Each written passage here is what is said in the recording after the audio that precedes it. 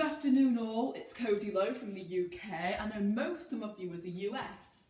So good morning or good afternoon or good evening wherever you are. Today, I don't know why I'm a bit out of breath. We're going to be talking about how visual impaired people write and different technology and screen readers that us visual impaired people use. There's going to be three categories. There's going to be screen readers, Braille technology and the Perkins Braille. And while you visual impaired people out there will know what a Perkins Braille is, let me explain it because I'm going to do the Perkins Braille category first, since it's the less advanced of the three categories. So, a Perkins Braille is Braille. Perkins is the make of Braille. And a Braille is what we write with. It's a very large version of a pen, I'll be honest. It's very large. I don't know how to describe it. On the side of the Braille, you've got two rollers, and you've got 6 keys, 6 dots, and to the right of those 6 dots, not 6 dots, 6 keys, and to the right of those 6 keys, you've got the delete, but it doesn't delete the Braille. It just takes you back to the combination of dots you did last time. This might sound really complicated, but you'll get it soon. Braille is dots, and it's hard to rub them out unless you've got like a dot squasher or something. And that's how I write. I don't use print, I use Braille. So yeah.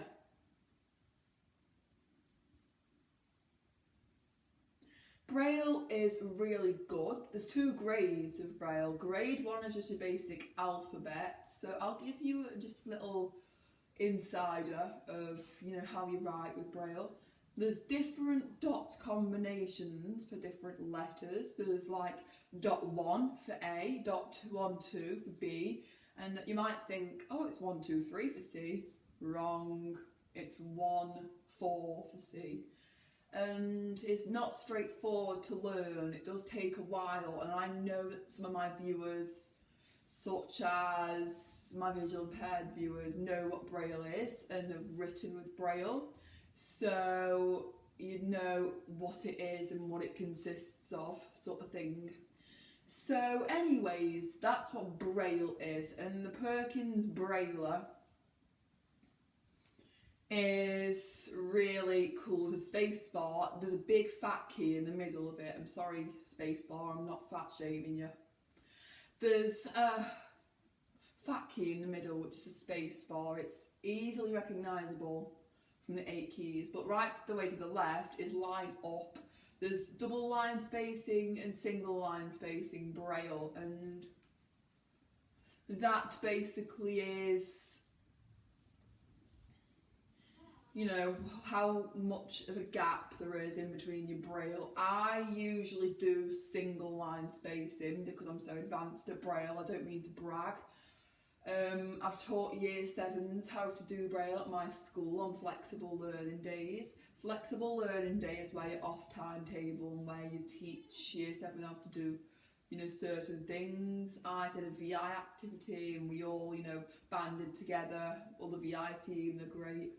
We all banded together, and the CSW, because I do have a CSW and she's great, she's just so supportive and she's just great overall. And we all did a VI activity. There was one table where we were doing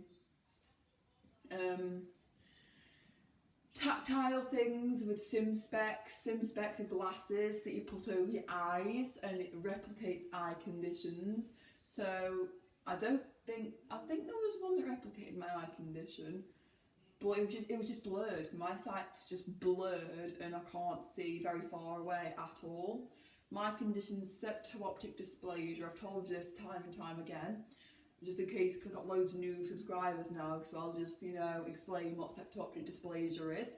It's a condition that is an eye condition, and apparently are set up to dysplasia. The middle of the brain isn't there, it doesn't form properly, and as a result of that, the optic nerve doesn't form correctly. And this is how I usually explain septoptic dysplasia to people. You sighted viewers out there, have 5 or 10 billion little fibres in your eyes. And us visual impaired people, I know that I literally only have a few hundred fibres. I don't have much vision at all.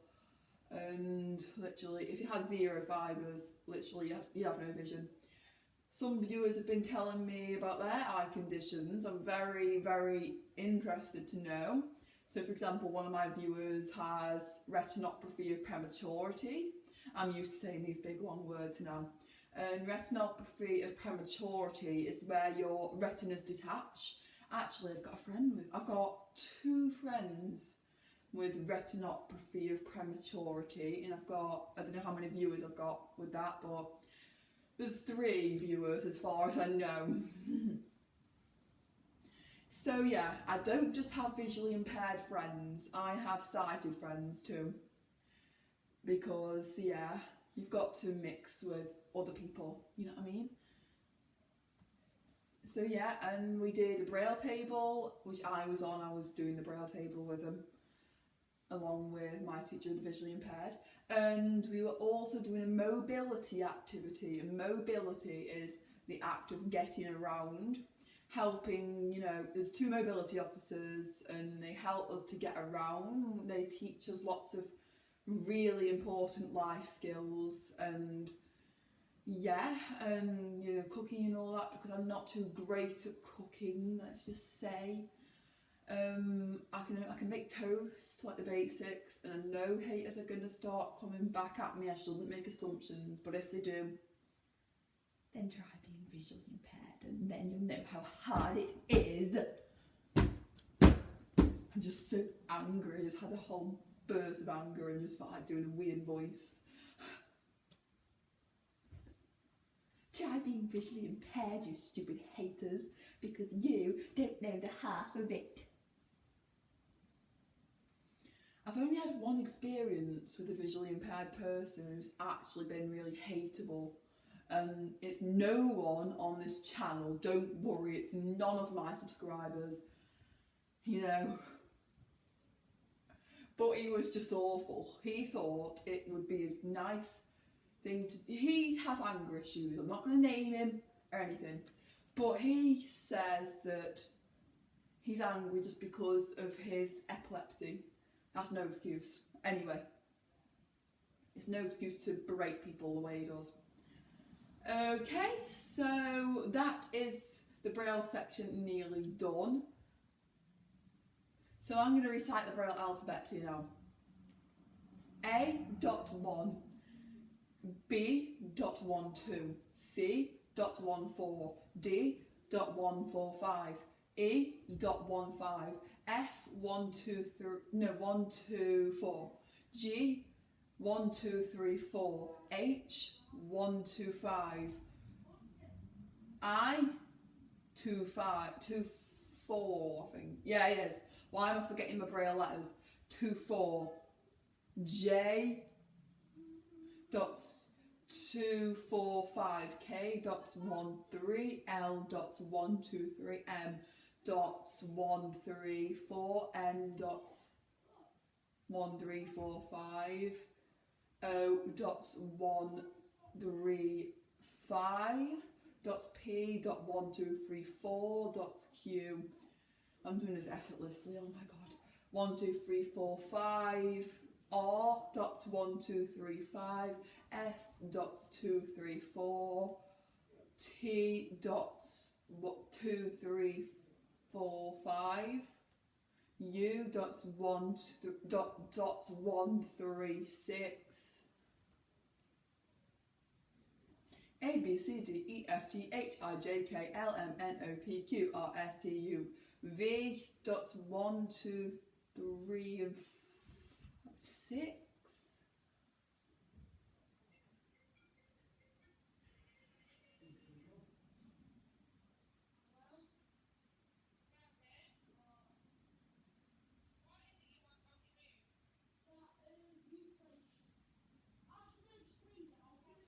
Sorry, this is a gross conversation with my mum. I really shouldn't do that. V, yeah, I have to check on the Braille V again. One, I know what it feels like. It's like this and this, I'd say. And for all visually impaired people, I'm just waving my fingers around. You know, trying to imitate a Braille V, but not succeeding very well. W is 1, 4, 5, 6, I think. Y is 1, 3, 4, 6, and Z is 1, 3, 5, 6. Okay, so it's hard to write with Braille for people who, you know, have a sight with Braille. And basically, when I was teaching the year 7s, when I went around reading the names because we challenged them to write their names, they were literally enthralled when I read the names just with my fingers. And Braille, you touch it with your fingers. You don't. Why didn't I mention that earlier? But you don't actually look at the Braille. You touch it with your fingers, because since us visually impaired people don't have as good as vision as you, we have to read in alternative ways. So we have to read with our fingers and touch the Braille on the page. Okay, so yeah, that's the Braille section done. Next, we're going on to technology us visually impaired people use, because Braille isn't the only way we write. We can use all sorts really, and you're going to be most enthralled with the Braille display, I think. You sighted people. I heard on a video, like, I don't know whose video it was one of my subscribers, but congratulations to whoever made this word. Right, you sightlings, I'm going to tell you all about a Braille display. Like, literally, whoever made that word is just a legend. Anyway, I'm not saying that you're all not legends anyway, but you know what I mean. A Braille display is basically like a Brailleant, just for example, and you can see them being used on YouTube. There's Braille notes as well. There's note takers, and you can do all sorts with them. They have screen readers on them and all sorts of things like that. And you can read the Braille on the display. So you connect it, you can either connect it to your laptop with a Bluetooth connection, or you can connect it up with a wire, and it actually charges the Brailleant as you connect it, which is really cool. You don't have to plug it into the wall or any of that jazz. You just let it charge whilst you're using your computer, and I think that is really, really cool. So that's what a Brailleant is, and it's still got the same 6 keys, but it's a lot, you know, you've literally got to bang on it to get a response, I've found. And I used it at school. I'm not rich. I can't buy one for home. But I am thinking of going to a college for the visually impaired after, and I might just be a Braille teacher. I don't know what path I'm going to take, but this is only if a singer isn't, you know, for me, like, isn't applicable, because it can happen. But I think I'm just going to do singing within my spare time, and yeah.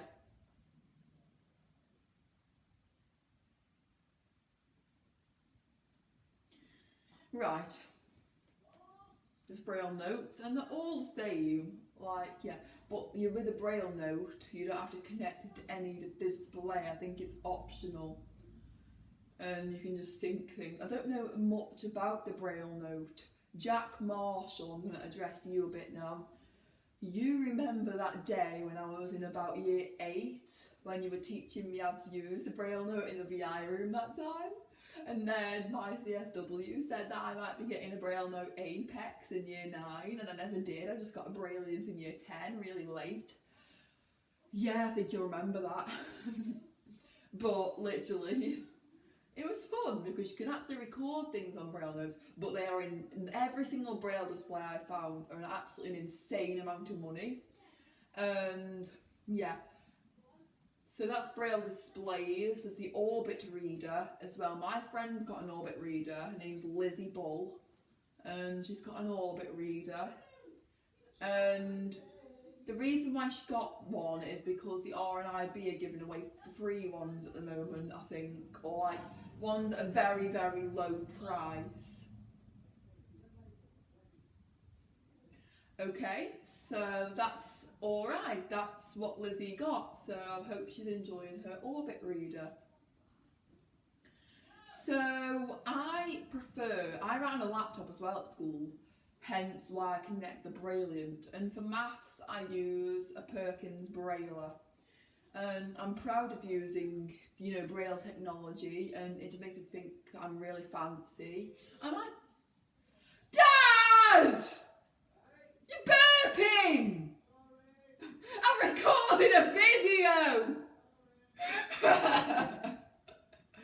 Guys, my dad burps words. Literally. Every time he burps a word. Literally. Like, my dad burps words, and it's just so, you know, it makes me laugh every time.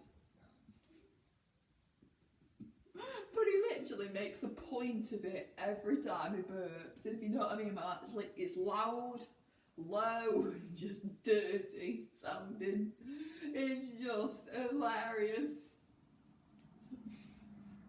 And I think I'll look at this video in a few years' time and just think, wow, my dad still does that. I don't think Dad's going to give up on burping anytime soon. My dad's 42nd birthday from hell, I'll have to tell you about that too. My dad went into the shop to spend a Tesco voucher. I don't think Dad will mind because it's always old to know. And the first time Dad went into the shop, the voucher disappeared and ended up in the trash bin.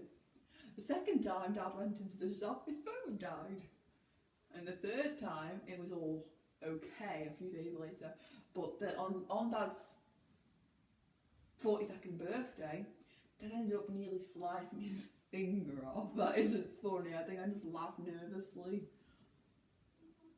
I'm like that. If someone hurts themselves, I laugh, but not in the way that you think of, like, ha ha, it's not funny, but I don't know, just nerves. I don't know how to describe it. I just can't stop it.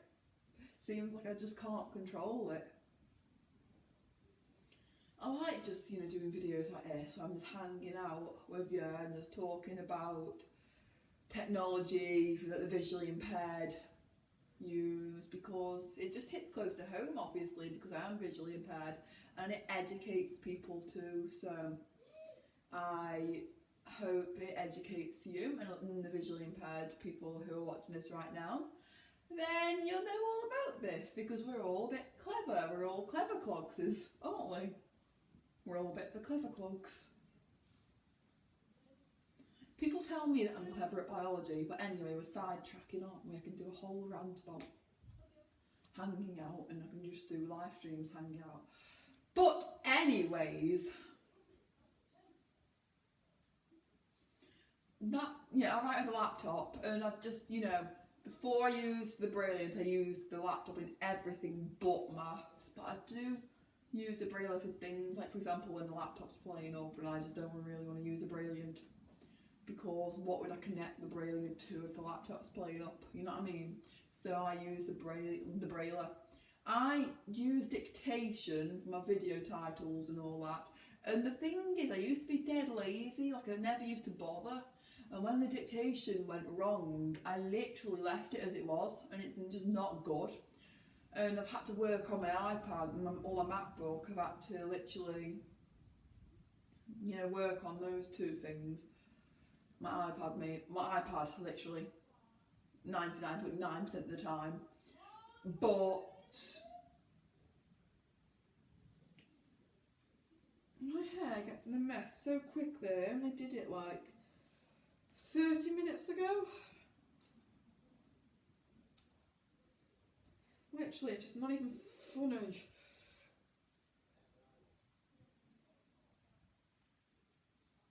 I'm like, what is this? I might mess with that. Let's try. Like literally the knots is just like unreal.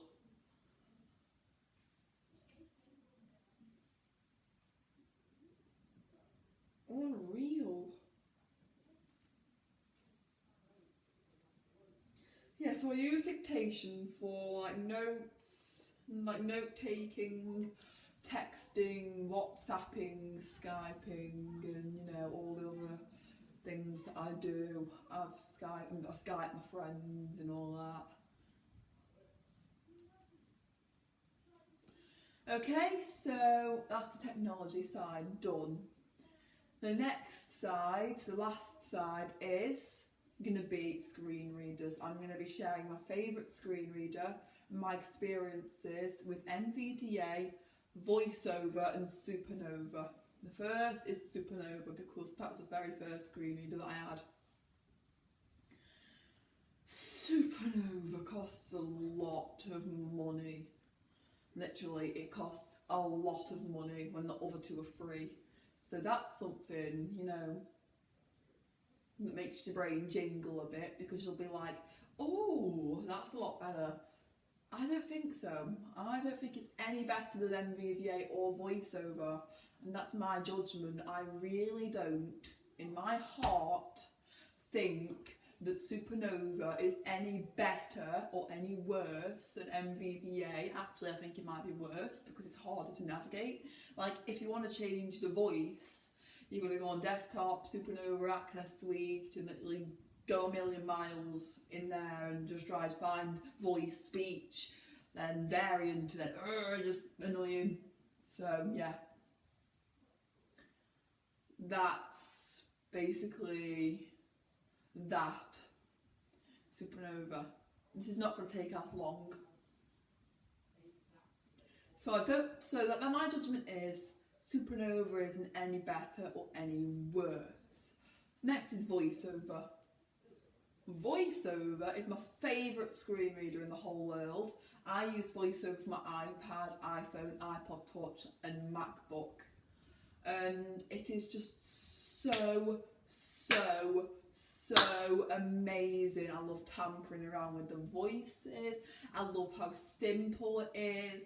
I love how it reads everything I need it to. But the only downside is that more apps need to be VoiceOver accessible, because I'm finding that when I download games to try, it's not VoiceOver accessible. Like Fortnite, for example, I want that to be VoiceOver accessible. I wish there was like a visual impaired version of Fortnite. A Blind Legend, I did a review of that game ages ago, and I might just do a review on it, like, again. There's a game called Circus Masters Revenge. That's the game that I was trying to sign into a few days ago, and it took me such a long time. So yeah, that's that. It needs to be more voiceover accessible.